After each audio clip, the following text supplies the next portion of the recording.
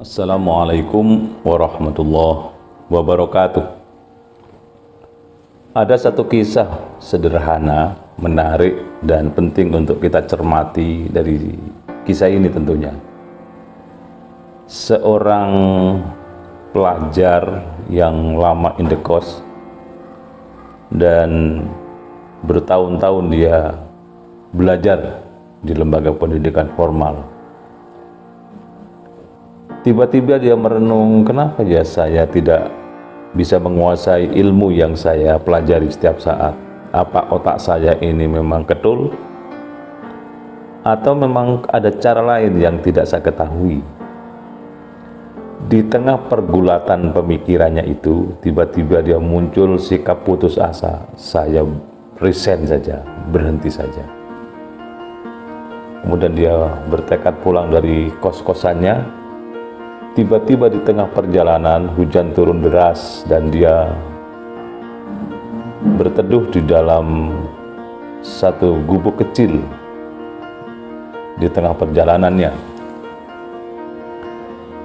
Pandangan si pelajar tadi tertuju kepada air yang menetes pelan terus secara rutin gitu pada batu di bawah jatuhnya air, dan diperhatikan secara seksama, ternyata batu itu berlubang.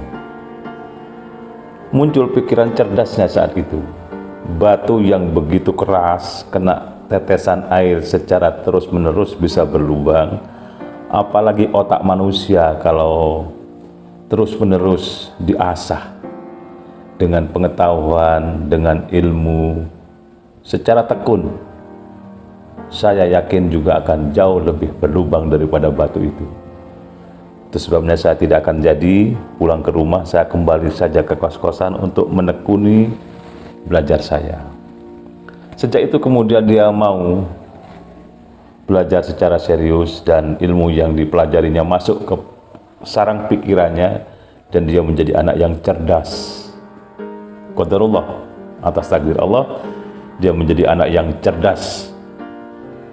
Itulah gambaran bahwa kalau kita berikhtiar secara sungguh-sungguh melakukan apapun, hasilnya akan memuaskan.